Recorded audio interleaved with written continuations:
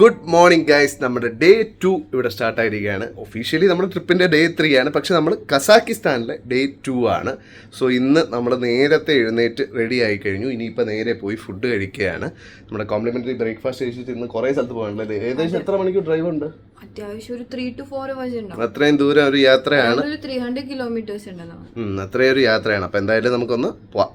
So നമുക്ക് എന്തായാലും നേരെ ഫുഡ് കഴിക്കാനായിട്ട് പോവാം. കേട്ടല്ലോ അല്ലേ? അപ്പോൾ അത്രയും ദൂരം യാത്ര ചെയ്യാനുള്ളതാണ്. അപ്പോൾ അതനുസരിച്ച് ഫുഡ് കഴിച്ച് നമുക്ക് നല്ല എനർജി ഉണ്ടാക്കണം. സോ നല്ല ബ്രേക്ക്ഫാസ്റ്റ് കഴിക്കാനായിട്ട് ഞങ്ങൾ താഴേക്ക് എത്തി. കഴിഞ്ഞ ദിവസം ഇല്ലാത്ത കുതിര ഇറച്ചിയുടെ ഒരു സോസേജ് ഇത്തവണ ബ്രേക്ക്ഫാസ്റ്റിൻ്റെ കൂടെ ഉണ്ടായിരുന്നു. മാത്രമല്ല പിന്നെയും കുറേ ഡെസേർട്ട് ഐറ്റംസ് ഒക്കെ ഉണ്ടായിരുന്നു. സോ അതെല്ലാം കഴിച്ച് റെഡിയായി ഞങ്ങൾ ഫുൾ ഡ്രസ്സൊക്കെ ഇട്ട് സെറ്റായിട്ട് നമ്മൾ നേരെ കാറിൻ്റെ അടുത്തേക്ക് പോവുകയാണ്. കഴിഞ്ഞ ദിവസം ഞങ്ങൾ 9 മണിക്ക് ശേഷമാണ് യാത്ര സ്റ്റാർട്ട് ചെയ്തെങ്കിൽ ഇത്തവണ ഞങ്ങൾ നേരത്തെ തന്നെ, അതായത് ഒരു 7:45 തന്നെ വണ്ടി സ്റ്റാർട്ട് ചെയ്ത് കഴിഞ്ഞു. ഇത്തവണ നമുക്ക് വേറെ ഇടയ്ക്ക് സ്റ്റോപ്പൊന്നുമില്ല, നേരെ പോവുകയാണ്. നല്ല ദൂര യാത്രയുണ്ട്. പോകുന്ന വഴി മനോഹരമായ ഒരുപാട് കാഴ്ചകൾ നിങ്ങൾക്ക് തന്നെ ഇപ്പോൾ കാണാം. പോകുന്ന വഴിയിൽ ഒരു പ്രത്യേകതയുള്ളൊരു വില്ലേജ് കാണാനായിട്ട് സാധിച്ചു. അത് കസാക്കിസ്ഥാനിലെ തന്നെ കുറച്ചൊരു പ്രത്യേക വിഭാഗക്കാർ മാത്രം താമസിക്കുന്ന ഒരു വില്ലേജാണ്. അവിടെ ഒരു കടയിൽ നിന്ന് ഞങ്ങൾ കുറച്ച് വെള്ളമൊക്കെ മേടിച്ചു. പിന്നെ ഒരുപാട് ഫ്രൂട്ട്സും അല്ലാതെ ഒരുപാട് ബ്രെഡ് ഐറ്റംസും ഒക്കെ അവിടെ കാണാനായിട്ട് സാധിച്ചു. എന്തായാലും അവിടെ ഒരുപാട് നേരം സ്പെൻഡ് ചെയ്ത് ടൈം വേസ്റ്റ് ചെയ്യാതെ ഞങ്ങൾ വെള്ളമൊക്കെ മേടിച്ചിട്ട് നേരെ പുറപ്പെട്ടു. 300 കിലോമീറ്റർ യാത്രയുണ്ടെങ്കിൽ നമുക്ക് ഒട്ടും ബോറടിക്കില്ല. കാരണം പോകുന്ന വഴിയിലെ കാഴ്ചകൾ അത്ര രസമുള്ളതാണ്. കുതിരകളും ആടുകളും ചെമ്മരി ആടുകളും അങ്ങനെ ഒരുപാട് രസമുള്ള ജീവികളെ നമുക്ക് പോകുന്ന വഴി ഇങ്ങനെ കാണാനായിട്ട് സാധിക്കും. നമ്മുടെ ആദ്യത്തെ ലക്ഷ്യം എന്ന് പറയുന്നത് ചാരിൻ കാനിയൻ. അവിടെ ആ ഒരു കാനിയൻ്റെ ഉള്ളിലൂടെ സഞ്ചരിച്ച് ചെന്നെത്തുമ്പോൾ കാണുന്ന ഒരു ചാരിൻ ലേക്ക്, അതാണ് നമ്മുടെ ആദ്യത്തെ ഡെസ്റ്റിനേഷൻ. സോ അങ്ങോട്ടേക്ക് പോകുന്ന വഴിയിൽ ഇങ്ങനെ ഒരു ബോർഡും കാര്യങ്ങളൊക്കെ ഉണ്ട്. സോ ഞങ്ങൾ അവിടെ കുറച്ച് നേരം നിന്ന് ഫോട്ടോ ഒക്കെ എടുത്ത് അവിടെ ഒരു ചെക്ക് പോസ്റ്റിൽ ഡീറ്റെയിൽസ് ഒക്കെ കൊടുത്തിട്ട് ഞങ്ങൾ നേരെ നമ്മുടെ ചാരിൻ കാനിയനിലേക്കുള്ള വഴിയിലേക്ക് എത്തി. ലോകത്തിലെ തന്നെ വളരെ ഫേമസ് ആയിട്ടുള്ള കാനിയൻസിൽ ഒരെണ്ണമാണ് നമ്മുടെ ഈ ഒരു ചാരിൻ കാനിയൻ. അതൊരു വളരെ ആഴമുള്ളൊരു കാനിയനാണ്. മാത്രമല്ല വർഷങ്ങളായിട്ട് ആ ഒരു നദിയും മറ്റുമൊക്കെ ഒഴുകിയിട്ട് ഒരു ഇറോഷൻ സംഭവിച്ച് ഫോം ചെയ്തുണ്ടായതാണ് ഈ ഒരു കാനിയൻ. വളരെ ഫേമസ് ആയതുകൊണ്ട് തന്നെ നാട്ടുകാർ അതിനെ കാസിലുകളുടെ വാലി എന്നാണ് അറിയപ്പെടുന്നത്, അല്ലെങ്കിൽ കൊട്ടാരങ്ങളുടെ താഴ്വര എന്നറിയപ്പെടുന്ന ഒരു കാനിയനാണത്. പണ്ട് കാലത്ത് പാലിയോ ടെത്തിസ് എന്ന് പറഞ്ഞൊരു കടൽ, അല്ലെങ്കിൽ ജങ്കാർ സീ എന്നറിയപ്പെടുന്ന ഒരു കടലാൽ മൂടപ്പെട്ട ഒരു ഏരിയ ആയിരുന്നു ഇത്. പിന്നീട് കാലക്രമേണ ടെക്ടോണിക് പ്ലേറ്റ് മൂവ്മെൻറ്റ്സ് കഴിഞ്ഞപ്പോഴത്തേക്കാണ് കടലിനടിയിപ്പെട്ടിരുന്ന ഈ ഒരു സ്ഥലം കടലിന് മുകളിലേക്ക് വന്നത്. പിന്നെയും ഒരുപാട് കാര്യങ്ങളുണ്ട്. ഹലോ ഗൈസ്, സോ നമ്മളിപ്പോൾ ചാരിൻ കാനിയോണിൽ വന്നിട്ടുണ്ട്. ഇവിടെ ഇപ്പോൾ ഒറ്റ മനുഷ്യരില്ല. വളരെ ലൈക്ക് 1-2 പേര് മാത്രമേ ഉള്ളൂ. ഭയങ്കര പീസ്ഫുള്ളായിട്ട് എൻജോയ് ചെയ്യാൻ പറ്റുന്ന സ്ഥലമാണ്. അടിപൊളി സ്ഥലം. കടലിനടിപ്പെട്ട് കിടന്ന ഈ സ്ഥലം വർഷങ്ങൾക്ക് ശേഷം മുകളിലേക്ക് വന്നു. അതിനും പിന്നെയും കോടിക്കണക്കിന് വർഷങ്ങൾക്ക് ശേഷം ആ ഒരു കാറ്റും പിന്നെ ചാരിൻ റിവറിൻ്റെ ആ ഒരു ഒഴുക്കും എല്ലാം മൂലം ഈ ഒരു സ്ഥലം ഇന്ന് കാണുന്ന രീതിയിലുള്ള ആ ഒരു സാൻഡ്സ്റ്റോൺ ലെയറൊക്കെ വന്നിട്ട് നല്ല കളർഫുൾ ആയിട്ടുള്ള കാനിയൻസ് ആയിട്ട് മാറി. ഈ ഒരു കാനിയൻ രൂപപ്പെട്ട് വരാനായിട്ട് ഏകദേശം 1,20,00,000 വർഷം എടുത്തു എന്നാണ് പറയപ്പെടുന്നത്. ഇനി പോകെ പോകെ നിങ്ങൾക്ക് ആ കാഴ്ചകൾ കാണാം. ഈ കാനിയൻ്റെ ആ ഒരു ഓരോരോ പാർട്സ് ഇരിക്കുന്നത് കണ്ടു കഴിഞ്ഞാൽ നമുക്ക് ശരിക്കും ബിൽഡിങ്സ് അല്ലെങ്കിൽ പണ്ട് കാലത്തെ കൊട്ടാരങ്ങളുടെ ഷേപ്പിലാണ് ഇരിക്കുന്നത്. അതുകൊണ്ട് തന്നെയാണ് ഈ ഒരു വാലിക്ക് വാലി ഓഫ് കാസിൽസ് എന്നൊരു പേര് വരാനായിട്ടുള്ള കാരണം. എന്തായാലും നമുക്ക് അങ്ങോട്ടേക്ക് പോകാനായിട്ടൊരു വണ്ടി നമ്മൾ അറേഞ്ച് ചെയ്തിട്ടുണ്ട്. ആ വണ്ടിയിലിരുന്നുള്ള യാത്രയിൽ നമുക്ക് ആ കാനിയൻസിൻ്റെ ഭംഗി കണ്ട് ആസ്വദിച്ച് പോകാനായിട്ട് സാധിക്കും. കുറച്ച് പേടിപ്പിക്കുന്ന കഥകൾ ഈ കാനിയനുമായിട്ട് ബന്ധപ്പെട്ടുണ്ട്. അതായത് അവിടെ കുറച്ച് ഹോണ്ടഡ് ആണെന്നും, അതായത് പ്രേതബാധയുള്ള പോലത്തെ കാനിയൻസ് ആണ്. ആ കാനിയൻസിൻ്റെ മുകളിൽ കയറിയ പലരെയും, അതായത് ആ ക്ലിഫ് പോലത്തെ ഭാഗങ്ങളിൽ കയറിയ പലരെയും പിന്നീട് ആരും കണ്ടിട്ടില്ല. അല്ലെങ്കിൽ മൃഗങ്ങളെ കൊണ്ട് പോലും ഒരു ഡിസ്റ്റർബൻസ് അവിടെ ഉണ്ടാക്കാനായിട്ട് അവിടെയുള്ള ആ ഒരു ഹോണ്ടിങ് ചെയ്യുന്ന ആ ഒരു സ്പിരിറ്റ്സ് സമ്മതിക്കില്ല എന്നാണ് അവിടുത്തെ ഒരു ലോക്കൽ ബിലീഫ്. ഇതൊക്കെ ഓരോ വിശ്വാസങ്ങളാണ്. പിന്നെയുണ്ട് കഥകൾ, മന്ത്രവാദിനികളുടെ കഥകൾ. അതായത് പണ്ട് കാലത്ത് ആ നാട്ടിൽ താമസിച്ചിരുന്ന ആളുകളെ, ഈ കാനിയൻ്റെ മുകളിലേക്ക് കയറിയിരുന്ന ആളുകളെ തള്ളിയിട്ടിട്ട് അവരുടെ ആ ഒരു പാർട്സൊക്കെ ഉപയോഗിച്ച് ഓരോ ദുർമന്ത്രവാദങ്ങളും പൂജകളും ഒക്കെ ചെയ്തിരുന്ന മന്ത്രവാദിനികളെ കുറിച്ചുള്ള കഥകളും അവിടെ കേൾക്കാനായിട്ടുണ്ട്. പിന്നീടുള്ള കഥയാണ് വളരെ രസകരമായിട്ടുള്ളൊരു കഥ. അതായത് പണ്ട് കാലത്ത് ഭൂമിയിൽ ജീവിച്ചിരുന്ന വലിയ ജയൻ്റ് ആയിട്ടുള്ള ക്രീച്ചേഴ്സിൻ്റെ ഒരു കഥയാണത്. ആ ക്രീച്ചേഴ്സ് പണ്ട് ആ ഒരു റിവറിൽ കുളിക്കാനായിട്ട് പോകുമ്പോൾ ലാൻഡിനിടയിലൂടെ നടന്ന് ആ ലാൻഡിൽ അവരുടെ കാൽപാദങ്ങളും മറ്റും പതിഞ്ഞാണ് ഇന്ന് കാണുന്ന ഷേപ്പിലെത്തിയതെന്നും ഒരു ലോക്കൽ സ്റ്റോറി അവിടെ ഉണ്ട്. ഏതായാലും കഥയൊക്കെ കേട്ട് ഞങ്ങൾ ആ ചാരിൻ റിവറിൻ്റെ അടുത്ത് എത്തി. അറൗണ്ട് ഒരു 2-2.5 കിലോമീറ്റർ അതേപോലത്തെ ആ ഒരു വണ്ടിയിൽ വന്നിട്ടാണ് ഇവിടെ എത്തിയേക്കുന്നത്. ഒന്നെങ്കിൽ നമുക്ക് വണ്ടിയിൽ വരാം, അതല്ലെങ്കിൽ നടന്നാണേലും വരാം. കുറച്ച് ടയറിങ് ആയിരിക്കും നടന്ന് വരുവാണെങ്കിൽ. നമ്മൾ വണ്ടിയാണ് പ്രിഫർ ചെയ്തത്. അവിടെ നമ്മളിവിടെ എത്തുമ്പോൾ അവിടെ നല്ലൊരു ബ്യൂട്ടിഫുൾ ആയിട്ടൊരു റിവർ ഒഴുകുന്നത് കാണാൻ പറ്റും. നല്ല ഭംഗിയുണ്ട് കാണാനായിട്ട്. ഒരേ സമയം വളരെ ബ്യൂട്ടിഫുള്ളും വളരെ പീസ്ഫുള്ളും വളരെ ക്വയറ്റുമാണ് ഈ സ്ഥലം. ഇതാണ് നേരത്തെ പറഞ്ഞ റിവർ. എന്ത് ഭംഗിയാണെന്നറിയാം ആ ഒരു കാഴ്ച. നല്ല അടിപൊളിയായിട്ടുണ്ട് കാണാനായിട്ട്. ഒരു ബ്ലൂ ഗ്രീൻ ടോണിലാണ് നമ്മുടെ ആ ഒരു വെള്ളം, ഒരു ടർക്കോയിസ് കളർ എന്നൊക്കെ വേണമെങ്കിൽ പറയാം. അത്ര രസമാണ് കാണാനായിട്ട്. നല്ല പ്യുവർ വെള്ളല്ലേ. കളറൊക്കെ ശരിക്കും അൺബിലീവബിൾ ആയിരുന്നു കേട്ടോ ആ ഒരു റിവറിൻ്റെ ആ ഒരു കാഴ്ച എന്ന് പറയുന്നത്. അത് എത്രത്തോളം ക്യാമറയിൽ പതിഞ്ഞിട്ടുണ്ടെന്ന് എനിക്ക് അറിയില്ല. ബ്ലൂയിഷ് ഗ്രീൻ കളറിൽ നല്ല രസമുണ്ട് കാണാനായിട്ട്. ആ അത്ഭുതം കൂടാനായിട്ട് പല സ്ഥലങ്ങളിലും ആ വെള്ളം ഫ്രോസൺ ആയിട്ട് നിൽപ്പുണ്ട്, കുറച്ച് ഐസൊക്കെ ആയിട്ട്. പൊട്ടിക്കാൻ പോവാ.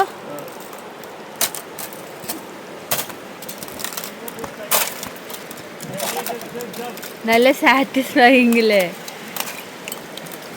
എന്താ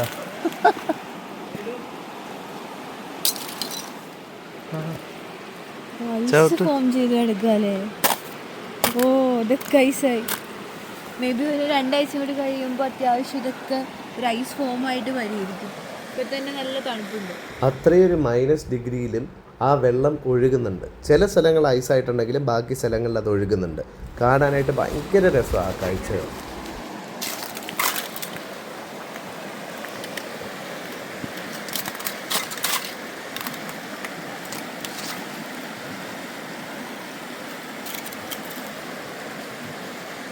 ഐസൊക്കെ ചവിട്ടി പൊട്ടിച്ച് ഞങ്ങൾ അതിലേക്കൂടെ നടക്കുമ്പോൾ ആ ഒരു റിവറിൻ്റെ ഒരു നീളം നമ്മൾ ആലോചിക്കണം. 393 കിലോമീറ്ററാണ് ആ റിവറിൻ്റെ നീളം. ടിയാൻ ഷാൻ മലനിരകളിൽ നിന്നാണ് നമ്മുടെ ഈ ഒരു റിവർ ഒറിജിനേറ്റ് ചെയ്ത് വരുന്നത്.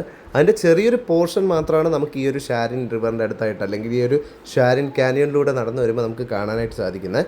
വെള്ളം ഭയങ്കര തണുപ്പാണ്. ഭയങ്കര എന്ന് പറഞ്ഞാൽ ഭയങ്കര തണുപ്പാണ്. നമ്മുടെ കൈയൊക്കെ വേദനിക്കുന്ന രീതിയിലുള്ള തണുപ്പാണ്. ആ തണുപ്പ് കാരണം ഐസിൻ്റെ വെറൈറ്റി ഫോർമേഷൻസ്, ഭയങ്കര രസമായിട്ടുള്ള കല്ലുകൾ, പിന്നെ ആ ഒരു പ്യുവർ വാട്ടർ ഒഴുകുമ്പോഴത്തേക്ക് അതിനടിയിലൂടെ കൊച്ചു കൊച്ചു മീനുകൾ, എന്ത് രസമാണെന്നറിയാം. ശരിക്കും മാജിക്കൽ. ശരിക്കും പറഞ്ഞാൽ നമ്മൾ ഈ വന്ന വഴിക്ക് കണ്ട ആ ഒരു കാനിയൻ്റെ ശില്പി എന്ന് പറയുന്നത് നമ്മുടെ ഈ ഒരു ഷാരിൻ റിവറാണ്. അതുകൊണ്ട് നമുക്ക് വേണമെങ്കിൽ ഇതിനൊരു സ്കൾപ്ചർ ഓഫ് നമ്മുടെ കാനിയൻസ് എന്ന് പറയാം. ഇങ്ങോട്ടേക്കുള്ള ഈ ഒരു 2 കിലോമീറ്റർ അടുപ്പിച്ചുള്ള യാത്രയിൽ ഓരോ സീസണിലും ഓരോ കൈൻഡ് ഓഫ് വ്യൂ ആണ്. ഇപ്പോൾ നമ്മൾ വിൻ്റർ സീസണിൽ വന്നുകൊണ്ടാണ് അവിടെ ഇവിടെ ആയിട്ട് സ്നോ കാണാനായിട്ട് സാധിച്ചത്. സമ്മർ സീസണിലാണ് നിങ്ങൾ വരുന്നതെങ്കിൽ ഈ വരുന്ന വഴികളിലൊക്കെ നിങ്ങൾക്ക് കുറച്ച് ഗ്രീനറീസ് കാണാനായിട്ട് സാധിക്കും. അവിടെ ഇവിടെ ആയിട്ട് കുറച്ച് ചെടികളും മരങ്ങളും ഒക്കെ വളർന്ന് നിൽക്കുന്നത് നിങ്ങൾക്ക് കാണാനായിട്ട് സാധിക്കും. എന്തായാലും വിൻ്റർ എക്സ്പീരിയൻസ് ചെയ്യാനാണ് ഞങ്ങൾ വന്നത്. ഞങ്ങൾ കാഴ്ചകൾ കണ്ടു. ഗൈസ്, അപ്പോൾ നമ്മളിവിടെ ഒരു 30 മിനിറ്റ്സോളം ഇവിടെ സ്പെൻഡ് ചെയ്തു. ഇപ്പോൾ തിരിച്ച് നമ്മൾ ഈ വണ്ടിയിൽ തന്നെ തിരിച്ച് നമ്മുടെ സ്റ്റാർട്ടിങ് പോയിന്റിലോട്ട് പോവാം. അതെ, അടിപൊളി. വെറുത്ത് ശരിക്കും വർത്ത് ദ യാത്രയായിരുന്നു. കാരണം നമ്മൾ സ്നോ മാത്രം കണ്ടാൽ പോരല്ലോ. ആ ഒരു വിൻ്റർ സമയത്ത് ഫ്രോസൺ ആയിട്ടുള്ള ലേക്കും പിന്നെ ഇത്തരത്തിൽ നാച്ചുറൽ വണ്ടേഴ്സ് ആയിട്ടുള്ള നാച്ചുറൽ കാസിൽസ് എന്ന് നമുക്ക് വേണമെങ്കിൽ വിളിക്കാവുന്ന കാനിയൻസും ഇതെല്ലാം നമ്മൾ കാണണമല്ലോ. ഈ കാഴ്ചകളൊക്കെ നമ്മൾ കണ്ടില്ലെങ്കിൽ നമ്മൾ ഈ ഒരു ഭൂമിയിൽ ജനിച്ചിട്ട് പിന്നെ എന്തിനാ? നമ്മളിതൊക്കെ കാണണം. ഇത്തരം കാഴ്ചകൾ കാണാനായിട്ട് വല്ലപ്പോഴും എങ്കിലും ഓരോ യാത്രകൾ പോകണം. കാരണം ലോകത്ത് ഇത്രയും വണ്ടർഫുൾ ആയിട്ടുള്ള കാഴ്ചകൾ നമുക്ക് വേണ്ടി കാത്തിരിപ്പുണ്ട്. മനുഷ്യൻ ഭൂമിയിൽ കൺസ്ട്രക്ട് ചെയ്തിട്ടുള്ള ഏതൊരു കൺസ്ട്രക്ഷൻസിനെക്കാളും ഭംഗി നമ്മുടെ ഈ ഒരു കാനിയൻസും മറ്റുമൊക്കെ കാണുമ്പോൾ നമുക്ക് തോന്നും. അതാണ് നമ്മൾ പറയുന്നത്, nature is the most brilliant sculpture of all time. പ്രകൃതിയിൽ സ്വമേധയായി ഉണ്ടായിട്ടുള്ള ഇത്തരം ക്രിയേഷൻസാണ് ശരിക്കും ബ്യൂട്ടിഫുൾ. മനുഷ്യരുണ്ടാക്കിയതിനേക്കാളെല്ലാം മുകളിൽ നിൽക്കുന്ന ഒരു പ്രത്യേക ഭംഗി അതിനൊക്കെയുണ്ട്. ഞങ്ങൾ ഏതായാലും ആ ഒരു കാനിയൻ കണ്ടു, ചാരിൻ റിവർ കണ്ടു. എന്നിട്ട് അവിടുത്തെ ഒരു വാഷ്റൂമൊക്കെ ഒന്ന് യൂസ് ചെയ്ത് ഫുഡൊക്കെ ഒന്ന് ജസ്റ്റ് ഒന്ന് സ്നാക്സൊക്കെ ഒന്ന് കഴിച്ചിട്ട് അവിടെ നമ്മൾ അടുത്ത സ്പോട്ടിലേക്ക് പുറപ്പെടുകയാണ്. നമുക്കിനി പോകേണ്ടത് ബ്ലാക്ക് കാനിയൻ എന്ന് പറഞ്ഞ സ്ഥലത്തേക്കാണ്. അത് മറ്റൊരു കാനിയനാണ്. പക്ഷെ നമുക്ക് ആ ഒരു കാനിയനിലേക്ക് ഇറങ്ങാനായിട്ട് സാധിക്കില്ല. കാരണം it is A bit more dangerous. പോകുന്ന വഴിയിലെ കാഴ്ചകൾ പിന്നെയും മനോഹരമായി വന്നുകൊണ്ടേയിരുന്നു. നമുക്ക് ചുറ്റുമുള്ള ആ ഒരു ടെറൈൻ മാറി വന്നുകൊണ്ടേയിരുന്നു. നേരത്തെ കണ്ട റോഡുകളിൽ നിന്നും വ്യത്യസ്തമായിട്ട് ഇപ്പോൾ 2 വശത്തും മഞ്ഞും ദൂരെയായിട്ട് മഞ്ഞുമലകൾ കാണാനായിട്ട് സാധിക്കും. ഇടയ്ക്ക് കുറച്ച് ഐസുള്ള റോഡിലൂടെയൊക്കെ ഞങ്ങൾ ഓടിച്ചു. റോഡ് സൈഡിൽ ഇങ്ങനെ കുതിരകളൊക്കെ നിൽക്കുന്ന കണ്ടപ്പോൾ ഒരു സ്പോട്ടിൽ ഞങ്ങൾ ഇറങ്ങി കുതിരകളുടെ അടുത്തേക്കൊക്കെ പോയി. നമ്മുടെ നാട്ടിലാണെങ്കിൽ പട്ടികളോ ആടുകളോ ഒക്കെ ആയിരിക്കും ഇങ്ങനെ അലഞ്ഞു തിരിയുക. അതുപോലെ ഇവിടെ അലഞ്ഞു തിരിയുന്ന കുതിരകളാണ്. എന്തായാലും ആ അലഞ്ഞു തിരിഞ്ഞ കുതിരകളുടെ കൂട്ടത്തിൽ ഞങ്ങളും കുറച്ച് നേരം ഒന്ന് സ്പെൻഡ് ചെയ്തു. കുറച്ച് ഫോട്ടോസൊക്കെ എടുത്തു. ഇവർക്കൊന്നും ഓണേഴ്സ് ഇല്ല കേട്ടോ, ഇങ്ങനെ ചുമ്മാ അങ്ങോട്ട് കറങ്ങി നടക്കുകയാണ്. എന്തായാലും ഞങ്ങൾ നേരെ ട്രാവൽ ചെയ്ത് നമ്മുടെ ബ്ലാക്ക് കാനിയൻ്റെ അടുത്തേക്ക് എത്തിക്കൊണ്ടിരിക്കുകയാണ്. രാവിലെ ആയതുകൊണ്ട് തന്നെ ടൂറിസ്റ്റുകളെല്ലാം വന്ന് തുടങ്ങുന്നതേ ഉള്ളൂ. കുറച്ച് പേരൊക്കെ അവിടെ ഉണ്ട്. അവർക്കായിട്ട് കുറച്ച് ഗ്രിൽഡ് ഹോഴ്സൊക്കെ അവിടെ റെഡി ആവുന്നുണ്ട്. ഞങ്ങൾ എന്തായാലും അങ്ങോട്ടേക്ക് നടന്നു. അപ്പോൾ നമുക്ക് അവിടെ ഒരു വലിയ സ്വിങ് കാണാനായിട്ട് സാധിച്ചു. അതും ഇതേപോലെ തന്നെ പെയ്ഡാണ്. പക്ഷേ ആ കാനിയനിലേക്ക് സ്വിങ് ചെയ്ത് വിടും. അത്യാവശ്യം മനോധൈര്യമൊക്കെ ഉള്ളവർക്ക് ചെയ്യാവുന്നതാണ്. കുറച്ച് കോസ്റ്റ്ലി ആണ്, ബട്ട് സ്റ്റിൽ ആ ഒരു വീഡിയോയും കാര്യങ്ങളൊക്കെ എടുക്കാനായിട്ട് രസമുള്ള കാഴ്ചയാണ്. ആ സ്വിങ്ങിൽ ആടാനായിട്ട് അവിടെ 2 ലേഡീസൊക്കെ നിൽക്കുന്നുണ്ടായിരുന്നു. സോ ഞങ്ങൾ അവർ ആ ഒരു സ്വിങ് ആടുന്നതിൻ്റെ വീഡിയോസ് എടുത്തു. ഭയങ്കര റിസ്ക് ആണെന്ന് അവർ ആദ്യമേ പറഞ്ഞിട്ടുണ്ട്. കാരണം നമുക്ക് ആദ്യം എഴുതി ഒപ്പിട്ടൊക്കെ കൊടുക്കണം, റിസ്ക് ആണെന്നുള്ളത്. അതുകൊണ്ട് ഞങ്ങൾ എന്തായാലും അതിൽ കയറിയില്ല. ഞങ്ങളവിടെ സൈഡിൽ നിന്ന് വീഡിയോ ഒക്കെ എടുത്ത് കാഴ്ചകളൊക്കെ കണ്ട് അതാ കണ്ടില്ലേ, ആ താഴെ കാണുന്നതാണ് ബ്ലാക്ക് കാനിയൻ. അതിന് ആ ഒരു പേര് വരാൻ കാരണം അതിൻ്റെ ആ ഒരു റോക്സും ആ ഒരു ഫോർമേഷനും കുറച്ചുകൂടി ഡാർക്കറാണ് വെൻ കമ്പയർഡ് ടു നമ്മുടെ ഷാരിൻ. അതുകൊണ്ട് തന്നെ അതിനെ ബ്ലാക്ക് കാനിയൻ എന്നാണ് വിളിക്കുന്നത്. ആ ഒരു ഹൈറ്റിൽ നിൽക്കുമ്പോൾ നമുക്ക് ശരിക്കും നല്ല പേടിയാവും കേട്ടോ. നമ്മുടെ ആ ഒരു കാനിയൻ നേരത്തെ കണ്ടപ്പോൾ താഴെ കൂടെയാണ് പോയെങ്കിൽ ഇവിടെ മുകളിൽ നിന്നാണ് നോക്കുന്നത്. അതുകൊണ്ട് തന്നെ ഭയങ്കരമായിട്ട് പേടിയാവും. Anyways black canyon looks like എന്താ പറയുക, ഒരു ബ്ലാക്ക് ഫോറസ്റ്റ് കേക്ക് കട്ട് ചെയ്ത് വെച്ച പോലെയുണ്ട്. അതിനിടയിൽ കൂടെ ഒരു നദി ഒഴുകുന്നുണ്ട്. അത് നമ്മുടെ ഷാരിൻ റിവറിൻ്റെ കണ്ടിന്യൂവേഷനാണ്. എന്തായാലും ആ കാഴ്ചകൾ ഞങ്ങൾ അവിടെ നിന്ന് കണ്ടു. പണ്ട് കാലത്ത് വോൾക്കാനിക് ഇറപ്ഷൻസിലൂടെയും മറ്റും ഉണ്ടായ ഒരു റോക്സും കാര്യങ്ങളുമാണ് ഇവിടെ ഉള്ളത്. അതുകൊണ്ടാണ് ആ ഒരു ഡാർക്ക് കളറ്. അതിശക്തമായി കാറ്റ് വീശുന്ന ബ്ലാക്ക് കാനിയനിൽ നിന്ന് ഞങ്ങൾ അവിടെ നിന്ന് പുറപ്പെട്ടു. ഇനി നമുക്ക് നേരെ കൊൽസായി ലേക്കിലേക്കാണ് പോകേണ്ടത്. പോകുന്ന വഴി നമുക്ക് പിന്നെയും മനോഹരമായിട്ടുള്ള മഞ്ഞ് നിറഞ്ഞ കാഴ്ചകളാണ്. പിന്നെ നമ്മൾ കുറച്ച് വില്ലേജസിലൂടെ കയറി പോകുന്നുണ്ട്. വളരെ ഫേമസ് ആണ് അവിടുത്തെ സാറ്റി വില്ലേജ്. ഏറ്റവും ബെസ്റ്റ് വില്ലേജിനുള്ള അവാർഡ് കിട്ടിയ ഒരു വില്ലേജാണത്. ആ വില്ലേജിലൂടെ ട്രാവൽ ചെയ്യുമ്പോഴത്തേക്കും കൊച്ചു കുതിരപ്പുറത്ത് കുറച്ച് കുട്ടികളും അതിനോടൊപ്പം ഓടിക്കളിക്കുന്ന ഒരു പട്ടിയും ഒക്കെ ആയിട്ട് വളരെ രസമുള്ള കാഴ്ചകൾ ഞങ്ങൾക്ക് കാണാനായിട്ട് സാധിച്ചു. പിന്നെ ഒരു വളരെ ഭംഗിയുള്ള വളരെ ക്യൂട്ടായിട്ടുള്ള ഒരു ലിറ്റിൽ മോസ്ക് നമുക്ക് കാണാനായിട്ട് സാധിച്ചു. നമ്മുടെ വണ്ടി ഓടിച്ചിരുന്ന ഡ്രൈവറിൻ്റെ വില്ലേജ് അതിനടുത്തായിട്ടുള്ളൊരു ഗ്രാമമാണ്. അവിടെയും ഞങ്ങൾ ജസ്റ്റ് ഒന്ന് കയറി ജസ്റ്റ് അവിടെ നിന്ന് കുറച്ച് സ്നാക്സ് ഒക്കെ കഴിച്ചു. പിന്നീട് അങ്ങോട്ട് ഐസ് നിറഞ്ഞ റോഡാണ്. കുറച്ച് ദൂരം മഞ്ഞാണ് റോഡിൽ മുഴുവൻ. സോ വളരെ കെയർഫുള്ളായിട്ട് ഓടിച്ചില്ലെങ്കിൽ സ്കിഡ് ചെയ്ത് പോകും വണ്ടി. നിങ്ങൾക്ക് ആ കാഴ്ചകൾ എത്രത്തോളം ഭംഗിയായിട്ട് അത് മനസ്സിലാവുന്നുണ്ടെന്ന് എനിക്കറിയില്ല. ശരിക്കും ഭയങ്കര രസമുള്ള വിഷ്വൽസാണ്. ഭയങ്കര ഒരു എക്സ്പീരിയൻസ് ആണ് ആ യാത്ര ചെയ്ത് ഞങ്ങൾ കൊൽസായി ലേക്കിനടുത്തുള്ള ഇന്ത്യൻ റെസ്റ്റോറൻറ്റിലേക്ക് എത്തി. നമസ്തേ എന്നാണ് റെസ്റ്റോറൻറ്റിൻ്റെ പേര്. സോ ഞങ്ങൾ എന്തായാലും അകത്തേക്ക് കയറിയിട്ട് ഫുഡ് ഓർഡർ ചെയ്തു. ഇവിടെ ബട്ട് അകത്ത് ഹീറ്ററൊന്നുമില്ല. സോ തണുപ്പാണ്. നമ്മൾ കൊൽസായി ലേക്കിൻ്റെ അടുത്ത് എത്തിയിട്ടുണ്ട്. അപ്പോൾ ഇവിടെ നിന്ന് നമ്മൾ ഇനി ലഞ്ച് കഴിക്കാൻ പോകാം. ഇവിടെ അടുത്തൊരു ഇന്ത്യൻ റെസ്റ്റോറൻ്റാണ്. എങ്ങനെ ഉണ്ടെന്ന് അറിയില്ല. അത്യാവശ്യം നല്ല വിലയുണ്ട് സാധനങ്ങൾക്കൊക്കെ. നമ്മളിപ്പോൾ പറഞ്ഞേക്കുന്നത് ഫ്രൈഡ് റൈസ് ആണ്. കൊള്ളാൻ തോന്നുന്നു. റെസ്റ്റോറൻറ്റ് പേര് നമസ്തേ എന്നൊക്കെയാണ്. സോ നന്നായി കണ്ടറിയാം. നല്ല എരിവുള്ള സെഷ്വാൻ ചിക്കൻ ഫ്രൈഡ് റൈസും പിന്നെ അല്ലാതെ നോർമൽ ചിക്കൻ ഫ്രൈഡ് റൈസും ഒക്കെ കഴിച്ച് ഞങ്ങൾ എനർജിയൊക്കെ സെറ്റാക്കിയിട്ട് നമ്മൾ നേരെ കൊൽസായി എക്സ്പ്ലോർ ചെയ്യാനായിട്ട് ഇറങ്ങി. ഞാൻ നേരത്തെ പറഞ്ഞ ടിയാൻ ഷാൻ മൗണ്ടൻസിൻ്റെ നോർത്ത് സൈഡിലുള്ള ഒരു സ്ലോപ്പിലാണ് നമ്മുടെ ഈ ഒരു കൊൽസായി ലേക്ക് ലൊക്കേറ്റ് ചെയ്തിരിക്കുന്നത്. അങ്ങോട്ടേക്ക് നമ്മൾ എന്തായാലും ഒരുപാട് ദൂരം നടക്കാനായിട്ടുണ്ട്. സോ നമ്മൾ മെല്ലെ ആ ഒരു യാത്ര നടന്നു തുടങ്ങിയിരിക്കുകയാണ്. കുതിരപ്പുറത്തും പോകാനുള്ള സെറ്റപ്പ് ഉണ്ട് കേട്ടോ. ബട്ട് അതിന് കുറച്ചുകൂടെ കോസ്റ്റ്ലിയാണ്. ഞങ്ങൾ എന്തായാലും നടന്ന് എക്സ്പ്ലോർ ചെയ്യാമെന്ന് വിചാരിച്ചു. ഞങ്ങൾ നടക്കാനായിട്ട് തുടങ്ങി. ഭൂമി കുലുക്കങ്ങളുടെ ആഫ്റ്റർ എഫക്റ്റ് ആയിട്ടുണ്ടായ ഒരു തടാകമാണ് നമ്മുടെ കൊൽസായി ലേക്ക്. 1887 ഒരു വലിയ ഭൂമി കുലുക്കം ഉണ്ടാവുകയും ആ ഒരു ഭൂമി കുലുക്കത്തിൽ പെട്ടിട്ട് ഒരു ഡാം പോലെ അവിടെ ഫോർമേഷൻ ഉണ്ടാവുകയും ആ ഡാമിനിടയിൽ വെള്ളം കെട്ടിയിട്ടാണ് നമ്മുടെ ഒരു കൊൽസായി ലേക്ക് ഉണ്ടായതെന്നൊക്കെയാണ് ഇവിടുത്തെ കഥകൾ പറയുന്നത്. നമ്മളിപ്പോൾ കൊൽസായി ലേക്കിലേക്ക് നടന്നുകൊണ്ടിരിക്കുവാണ്. ഇവിടെ നടക്കുന്ന വഴിയൊക്കെ ഫുൾ സ്നോ ആണ്. സോ സൂക്ഷിച്ച് വേണം നടക്കാനായിട്ട്, ഇല്ലെങ്കിൽ തെന്നി അടിച്ച് വീഴും. ഇത് അത്യാവശ്യം കുറച്ച് അങ്ങോട്ട് ഇറങ്ങാനുണ്ട്. ഇറങ്ങാൻ പിന്നെ എളുപ്പമായിരിക്കും, തിരിച്ച് കയറാനായിരിക്കും ടാസ്ക്. 3 ഡിഫറെൻറ്റ് തടാകങ്ങളാണ് ഇവിടെ ഉള്ളത്. അതിൻ്റെ 3ൻ്റെ ഒരു സംഗമ സ്ഥലമാണ് നമ്മുടെ ഈ ഒരു മെയിൻ കൊൽസായി ലേക്കായിട്ട് പറയപ്പെടുന്നത്. നോർത്തേൺ ടിയാൻ ഷാൻ മൗണ്ടൻസിൻ്റെ ബ്ലൂ ക്രിസ്റ്റൽ അഥവാ നീല രത്നം എന്നാണ് അറിയപ്പെടുന്നത് ഈ ഒരു ലേക്ക്. ചുറ്റും കാടായതുകൊണ്ട് തന്നെ ഇത് വളരെ ഫേമസ് ആയിട്ടുള്ള ഒരു ഹൈക്കിംഗ് സ്പോട്ടാണ്, ഒരു ഹോഴ്സ് റൈഡിങ് സ്പോട്ടാണ്. പിന്നെ മഞ്ഞില്ലാത്ത കാലത്ത് ഒരു ബോട്ടിംഗ് സ്പോട്ടുമാണ്. മഞ്ഞുകാലത്ത് ഈ താഴ്വര മുഴുവനും മഞ്ഞുകൊണ്ട് മൂടപ്പെടുകയും ലേക്ക് തണുപ്പ് കൊണ്ട് ഐസായി മാറുകയും ചെയ്യും. അതുകൊണ്ട് ബോട്ടിങ്ങും മറ്റ് ടൂറിസ്റ്റ് പരിപാടികളും ഒന്നും അവിടെ ഉണ്ടാവാറില്ല. ബട്ട് എല്ലാവരും പോയി ആ ഒരു ലേക്ക് കണ്ട് അതിൻ്റെ ബ്യൂട്ടി ആസ്വദിച്ച് ഫോട്ടോസൊക്കെ ക്ലിക്ക് ചെയ്ത് വേണമെങ്കിൽ ഡ്രോൺ വീഡിയോ ഒക്കെ എടുത്ത് മടങ്ങാറുണ്ട്. ഇത്രയും ഭംഗിയുള്ള ഈ ഒരു നീലരത്നമായിട്ടുള്ള നമ്മുടെ ഈ ഒരു കൊൽസായി ലേക്കിന് പിന്നിൽ വളരെ രസമായിട്ടുള്ളൊരു കഥയുണ്ടെന്ന് പറഞ്ഞാലോ? അതെ, ഒരു കഥ എന്തെന്ന് വെച്ച് കഴിഞ്ഞാൽ പണ്ട് ഇവിടെ ഒരു വലിയ പണക്കാരൻ ജീവിച്ചിരുന്നു. പണക്കാരൻ എന്ന് പറഞ്ഞാൽ നാട് മുഴുവൻ മേടിക്കാൻ മാത്രം പൈസയുള്ളൊരു പണക്കാരൻ. ആ പണക്കാരന് സുന്ദരിമാരായ 3 മക്കളും ഉണ്ടായിരുന്നു. ഈ 3 കുട്ടികൾക്കും കല്യാണപ്രായമാണ്. അപ്പോൾ ആ ഒരു സമയമായപ്പോഴത്തേക്ക് നമ്മുടെ ധനികൻ അവർക്ക് വേണ്ടി ഒരു ചെക്കനെ തപ്പി ഇങ്ങനെ നാട് മുഴുവൻ ഇങ്ങനെ കറങ്ങാനായിട്ട് തുടങ്ങി. എന്നാൽ ഇതേ സമയം ഈ 3 പെൺകുട്ടികൾക്കും ആ നാട്ടിലെ ഒരു പാവപ്പെട്ട വീട്ടിലൊരു പയ്യനെ ഭയങ്കര ഇഷ്ടമായിരുന്നു. 3 പേരും ഒരേപോലെ അവനെ സ്നേഹിക്കുന്നുണ്ട്. അപ്പോൾ മൊത്തം കൺഫ്യൂഷനായി. ഇതിലിപ്പോൾ ആർക്കായിരിക്കും ശരിക്കും ഇഷ്ടം, അല്ലെങ്കിൽ പയ്യന് തിരിച്ച് ആരോടാണ് ഇഷ്ടം? ഇതൊന്നും ആർക്കും അറിയില്ലെങ്കിലും മക്കളെല്ലാവരും കൂടെ അച്ഛനടുത്ത് പോയി പറഞ്ഞു, ഞങ്ങൾക്ക് 3 പേർക്കും ഒരേ പയ്യനെയാണ് ഇഷ്ടം. അപ്പോൾ ഈ ധനികൻ പറഞ്ഞു ശരി ഞാനൊന്ന് നോക്കട്ടെ ഇതിൽ ആരെയാണ് അവന് കൂടുതൽ ഇഷ്ടം എന്നുള്ള ഞാൻ ഒന്ന് അന്വേഷിക്കട്ടെ എന്ന് പറഞ്ഞു. ആ പയ്യനോട് പോയി ചോദിച്ചു ആരെയാണ് ഇഷ്ടം. അപ്പോൾ ആ പയ്യനും 3 പെൺകുട്ടികളോടും ഒരേ ഇഷ്ടമാണ്. അപ്പോൾ ഇവരുടെ എല്ലാവരുടെ ഇടയിലുള്ള ഈ ഒരു ബോണ്ട്, ഒരു അൺബ്രേക്കബിൾ ബോണ്ട് കണ്ടപ്പോഴത്തേക്കും അച്ഛൻ ശരിക്കും ഭയങ്കരമായിട്ട് കൺഫ്യൂസ്ഡായി. ഇനി ഞാൻ എന്ത് ചെയ്യും, ദൈവമേ എന്തെങ്കിലും ഒരു വഴി കാണിക്കൂ എന്ന് പറഞ്ഞ് ദൈവത്തിനോട് പ്രാർത്ഥിക്കുകയും അപ്പോൾ ദൈവം പ്രത്യക്ഷപ്പെട്ട് ഒരു വരം കൊടുത്തു. ആ വരത്തിലൂടെ എന്താണ് സംഭവിച്ചതെന്ന് വെച്ച് കഴിഞ്ഞാൽ ആ 3 പെൺകുട്ടികളെയും ലേക്കാക്കി മാറ്റുകയും ആ ഒരു 3 ലേക്കുകളെ കണക്ട് ചെയ്തുകൊണ്ട് ഒഴുകുന്ന ഒരു നദിയായിട്ട് ആ പയ്യനെ മാറ്റുകയും ചെയ്തു. അതോടെ അവരുടെ പ്രണയം എന്നെന്നും ജീവിച്ചിരിക്കുന്ന രീതിയിലായി മാറി. ഇതാണ് കഥ. എന്തായാലും ആ ഒരു ഫ്രോസൺ ലേക്കിലേക്ക് നമ്മുടെ മുത്ത് കല്ലെടുത്തെറിഞ്ഞപ്പോൾ വളരെ രസമുള്ളൊരു സൗണ്ട് കേട്ടു. എന്തായാലും ആ കാഴ്ചകളൊക്കെ ഞങ്ങൾ കണ്ടു, കഥകളൊക്കെ കേട്ടറിഞ്ഞു. ഇനി മടക്കയാത്രയ്ക്ക് സമയമായി. സോ നമ്മൾ മെല്ലെ നടക്കാനായിട്ട് തുടങ്ങി. 4 മണിയൊക്കെ ആകുമ്പോഴത്തേക്കും അവിടെ സൂര്യൻ അസ്തമിക്കാനായിട്ട് തുടങ്ങും. കാരണം എന്ന് വെച്ചാൽ നമ്മുടെ നാട്ടിലെ പോലെയല്ല, ഏർലി സൺസെറ്റാണ്.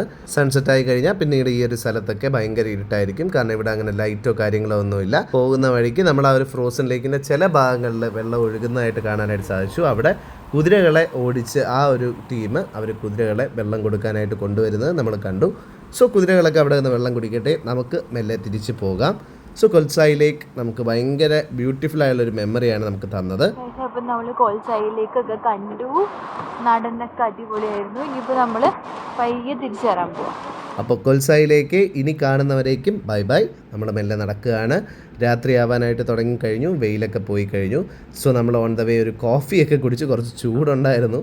സോ അങ്ങനെ അതൊക്കെ കുടിച്ചിട്ട് തിരിച്ച് നടക്കുകയാണ്. നടക്കാനുള്ള വഴി കുറച്ച് ബുദ്ധിമുട്ടാണ്. കാരണം എന്ന് വെച്ചാൽ മഞ്ഞ് വീണിട്ട് ആ ഒരു സ്കിഡിങ് ആയിട്ട് നിൽക്കുകയാണ്. സോ നമ്മൾ കുറച്ച് ക്ഷീണിക്കുന്നുണ്ട്. ബട്ട് ആ ഒരു മഞ്ഞും കുതിരയും മറ്റ് കാഴ്ചകളൊക്കെ കാണുമ്പോൾ ആ ക്ഷീണമൊക്കെ നമ്മൾ മെല്ലെ അങ്ങ് മറക്കും. നമുക്കിനി എന്തായാലും തിരിച്ചു പോകാൻ സമയമായി. കൊൽസായിലേക്കൊക്കെ കണ്ടു കഴിഞ്ഞു. ഓൾമോസ്റ്റ് സൺസെറ്റ് ആവാറായി. ലൈറ്റൊക്കെ അത്യാവശ്യം പോയി. നടന്ന് ടയർഡായി. നമുക്ക് ടാറ്റാ. അവിടെ നിന്ന് കുറച്ച് സ്നാക്സും ചായയൊക്കെ വാങ്ങിച്ച് കുടിച്ച് ആരോഗ്യമൊക്കെ ഒന്ന് സെറ്റാക്കിയിട്ട് ഞങ്ങൾ വണ്ടിയിൽ കുറച്ച് നേരം റിലാക്സ് ചെയ്തിരുന്നു. അപ്പോൾ നമ്മുടെ രാത്രിയായി. വണ്ടി ഇങ്ങനെ മെല്ലെ ട്രാവൽ ചെയ്ത് ഇടയ്ക്ക് വഴിയിൽ കുറച്ച് മഴയും സ്നോഫോളും കാര്യങ്ങളൊക്കെ കാണാനായിട്ട് സാധിച്ചു. എന്തായാലും ഞങ്ങൾ ട്രാവൽ ചെയ്ത് നമ്മുടെ ഹോട്ടൽ എത്താറായി. ഓൺ ദ വേ നമുക്ക് എന്തായാലും കുറച്ച് കഴിക്കാനായിട്ട് ഫുഡ് വേണം. സോ ഞങ്ങളൊരു പിസ്സ കടയിൽ കയറി. ഡോഡോ പിസ്സ എന്നാണ് ഈ കടയുടെ പേര്. ആ കടയിലേക്ക് കയറുന്നതിന് മുമ്പ് തന്നെ അവിടെ സ്നോഫോൾ ചെറുതായിട്ടൊന്ന് സ്റ്റാർട്ടായിട്ടുണ്ട്. എൻ്റെ കൈ നിങ്ങൾക്ക് കാണാനായിട്ട് സാധിക്കും, ചെറിയ പീസ് ഓഫ് സ്നോ ഒക്കെ വന്ന് വീഴുന്നത്. എന്തായാലും അവിടെ ആ സ്നോഫോൾ സ്റ്റാർട്ട് ചെയ്യുന്ന സമയത്ത് ഞങ്ങൾ കടയ്ക്കകത്ത് കയറി ഫുഡ് ഓർഡർ ചെയ്തു. ഒരു പിസ്സ 4-in-1 പിസ്സ എന്ന് പറഞ്ഞിട്ട് അവിടുത്തെ സ്പെഷ്യൽ ഒരു പിസ്സയാണ്. ഞങ്ങളത് ഓർഡർ ചെയ്തു. ആ സമയമായപ്പോഴത്തേക്കും പുറത്ത് സ്നോഫോൾ കുറച്ചുകൂടെ കൂടി. എൻ്റെയും മുത്തിൻ്റെയൊക്കെ ജീവിതത്തിലെ ആദ്യത്തെ സ്നോഫോൾ എക്സ്പീരിയൻസ് ആണിത്. ആകാശത്ത് നിന്ന് മഞ്ഞ് തുള്ളികൾ ഇങ്ങനെ മെല്ലെ മെല്ലെ താഴേക്ക് വീഴുമ്പോൾ നമ്മൾക്ക് അതിനിടയിലൂടെ ഇങ്ങനെ നടക്കാനായിട്ട് സാധിക്കുക എന്നൊക്കെ പറയുന്ന സ്വപ്നത്തിൽ മാത്രമേ കണ്ടിട്ടുള്ളൂ. സോ അത് ജീവിതത്തിൽ എക്സ്പീരിയൻസ് ചെയ്തപ്പോൾ ഭയങ്കര ബ്യൂട്ടിഫുൾ ആയിട്ടുള്ളൊരു മൊമെൻ്റ് ആയിട്ട് ഞങ്ങൾക്ക് തോന്നി. ആ ഒരു സമയമൊക്കെ അവിടുത്തെ ടെമ്പറേച്ചർ എന്ന് പറഞ്ഞാൽ ഏകദേശം -3°C ആയിരുന്നു. അത്രയും ഒരു തണുപ്പ് നമുക്ക് ചുറ്റും ഉണ്ടായിട്ട് നമുക്ക് ആ ഒരു സ്നോഫോൾ കാരണം അല്ലെങ്കിൽ ആ ഒരു എക്സ്പീരിയൻസ് കാരണം ഞങ്ങൾക്ക് അതൊന്നും ഒരു ബുദ്ധിമുട്ടായിട്ട് തോന്നിയതേ ഇല്ല. കാരണം ഒരു മാജിക്കൽ വേൾഡിൽ എത്തിയൊരു ഫീലാണ് ഞങ്ങൾക്ക് ഉണ്ടായത്. നമ്മുടെ പിസ്സ അവിടെ ചൂടോടെ റെഡിയാകുന്ന സമയത്ത് നമ്മളിവിടെ തണുത്ത സ്നോയിൽ ഇങ്ങനെ കളിച്ച് രസിച്ച് നിൽക്കുകയാണ്. യൂറോപ്യൻ കൾച്ചറുമായിട്ട് അഡാപ്റ്റ് ചെയ്തുകൊണ്ട് തന്നെ അവിടുത്തെ സൈഡിലുള്ള ബിൽഡിങ്സ് ആയാലും ആ ഒരു കൺസ്ട്രക്ഷനൊക്കെ ഒരു യൂറോപ്യൻ സ്റ്റൈൽ തന്നെയാണ്. സോ ആ കാഴ്ചകളൊക്കെ കണ്ട് പിസ്സയൊക്കെ റെഡിയാക്കി ഞങ്ങൾ നേരെ ഹോട്ടലിലേക്ക് തിരിച്ചു പോയി. ഇതാണ് നമ്മുടെ ഡോഡോ പിസ്സ. നമ്മൾ നല്ല ചൂടോടെ കഴിക്കാനായിട്ട് പോവുകയാണ്. റൂമിലെത്തിയിട്ട് നമുക്ക് കഴിക്കാം. 4-in-1 പിസ്സയാണ്. കണ്ടില്ലേ, 4 ഫ്ലേവേഴ്സ്, 4 തരം മീറ്റും ചിക്കനും കാര്യങ്ങളൊക്കെ അതിലുണ്ട്. കഴിച്ചു നോക്കാം. വളരെ തിൻ ക്രസ്റ്റുള്ള വളരെ ചീസി ആയിട്ടുള്ള ഒരു പിസ്സയാണത്. ചിക്കനായാലും മീറ്റായാലും ഒക്കെ ഇഷ്ടം പോലെ അതിനകത്ത് ഇട്ടിട്ടുണ്ട്. So good. Super tasty. പിസ്സയൊക്കെ കഴിച്ച് കുറച്ച് എനർജിയൊക്കെ സെറ്റാക്കിയിട്ട് ഞങ്ങൾ സ്നോഫോൾ എക്സ്പീരിയൻസ് ചെയ്യാനായിട്ട് നമ്മുടെ ഹോട്ടലിൻ്റെ താഴേക്ക് പോയി. അപ്പോഴേക്കും സ്നോഫോൾ നല്ല തകൃതിയായിട്ട് അങ്ങോട്ട് തുടങ്ങിയിട്ടുണ്ട്. രാത്രി ആയതുകൊണ്ട് തന്നെ തണുപ്പാണ്, സ്നോ ആണ്. വളരെ ബ്യൂട്ടിഫുൾ ആയിട്ടുള്ളൊരു എക്സ്പീരിയൻസ് ആണ്. ഈ സ്നോയുടെ ഷേപ്പ് എന്ന് പറഞ്ഞാൽ കൊച്ചു സ്റ്റാർ ക്രിസ്റ്റൽ പോലെയാണ് ഇരിക്കുന്നത്. നമ്മുടെ വാട്സാപ്പിലേക്ക് ഒരു സ്നോ ഇമോജി ഇല്ലേ, ആ ഒരു സ്റ്റൈലാണ്. ഞാൻ ഒരിക്കലും ജീവിതത്തിൽ വിചാരിച്ചതല്ല ഇത്തരത്തിൽ മഞ്ഞ് പെയ്യുമ്പോൾ അതിൻ്റെ അടിയിൽ നിന്ന് ആ ഒരു എക്സ്പീരിയൻസ് നമുക്ക് അനുഭവിക്കാനായിട്ട് സാധിക്കുന്നത്. ഒരിക്കലും വിചാരിച്ചതല്ല. ശരിക്കും ജീവിതത്തിൽ മറക്കാനാവാത്ത അനുഭവങ്ങളിൽ മസ്റ്റായിട്ടും ഉറപ്പായിട്ടും ഞാൻ ആഡ് ചെയ്യുന്ന ഒരു സംഭവമായിരിക്കും ഈ ഒരു സ്നോഫോള്. ആ ഒരു സ്നോയുടെ ക്രിസ്റ്റൽസൊക്കെ ഇത്രയും അടുത്ത് കാണുമ്പോഴത്തേക്കും ശരിക്കും നമുക്ക് വിശ്വസിക്കാൻ പോലും ആവില്ല. അത്രയും ഒരു ഭംഗിയുള്ളൊരു കാഴ്ചയാണത്. ആദ്യത്തെ സ്നോഫോൾ ഇങ്ങനെ വീഴുകയാണ്. നമ്മുടെ നാട്ടിൽ മഴ പെയ്യും എന്ന് പറയുന്ന പോലെ അവരുടെ നാട്ടിൽ സ്നോഫോൾ ഉള്ളപ്പോൾ നേരത്തെ തന്നെ അവർക്ക് നോട്ടിഫിക്കേഷനൊക്കെ പോകും. സോ അതുകൊണ്ട് അവരുടെ നാട്ടുകാരൊക്കെ സ്നോഫോളിനനുസരിച്ച് പ്രിപ്പയർഡ് ആയിരിക്കും. ഭയങ്കരമായ സ്നോഫോൾ ആണെങ്കിൽ ആ ഒരു സ്നോ പിറ്റേന്ന് ക്ലിയർ ചെയ്യാനായിട്ട് അതിന് തക്ക വാഹനങ്ങളൊക്കെ ഇറങ്ങുന്നതാണ്. ഇതിപ്പോൾ അത്ര ഒരു ഭയങ്കര സ്നോഫോൾ ഇല്ല, ബട്ട് സ്റ്റിൽ സ്നോ ഇങ്ങനെ പെയ്തുകൊണ്ടേ ഇരിക്കുകയാണ്. റോഡൊക്കെ മഞ്ഞ് കൊണ്ട് നിറയാനായിട്ട് തുടങ്ങിയിട്ടുണ്ട്. എന്തായാലും അത്രയും ബ്യൂട്ടിഫുൾ ആയിട്ടുള്ളൊരു സ്നോഫോളും കാര്യങ്ങളും ഒക്കെ ഞങ്ങൾ എക്സ്പീരിയൻസ് ചെയ്യാനായിട്ടുള്ളൊരു ഭാഗ്യം നമുക്ക് കിട്ടി. വളരെ ബ്യൂട്ടിഫുൾ ആയിട്ടുള്ളൊരു ഡേ ആയിരുന്നു നമ്മുടെ കസാക്കിസ്ഥാനിലെ 2ാമത്തെ ദിവസം, നമ്മുടെ യാത്രയുടെ 3ാമത്തെ ദിവസം. 3 മണിക്കൂർ നീളുന്ന യാത്രയിൽ നിന്ന് തുടങ്ങി കാനിയൻസിലെത്തി, നമ്മൾ റിവർ കണ്ടു, ലേക്ക് കണ്ടു, അങ്ങനെ ഒരുപാട് കാഴ്ചകൾ കണ്ടു. ഒടുവിൽ രാത്രി ഉറങ്ങാൻ സമയമായപ്പോഴത്തേക്കും ഭംഗിയുള്ളൊരു സ്നോഫോളും കണ്ടു. ഇനി സുഖമായിട്ടുള്ള ഒരു അടിപൊളി ഉറക്കമാണ്. ഇനിയും ഒരുപാട് കാഴ്ചകൾ കസാക്കിസ്ഥാനിൽ ബാക്കിയുണ്ട്. അതുമായിട്ട് ഞങ്ങൾ ചാപ്റ്റർ 3യുമായി നമ്മൾ തിരിച്ചു വരുന്നതായിരിക്കും. അതുവരേക്കും വീഡിയോ ഇഷ്ടപ്പെട്ടിട്ടുണ്ടെങ്കിൽ ലൈക്ക് ചെയ്യുക, ഫ്രണ്ട്സും ഫാമിലിക്കും എല്ലാവർക്കും ഷെയർ ചെയ്യുക. GJ Vlogs എന്ന് പറഞ്ഞ ചാനൽ ഒന്ന് സബ്സ്ക്രൈബ് ചെയ്യുക. അപ്പോൾ താങ്ക്സ് ഫോർ വാച്ചിങ്. ബൈ.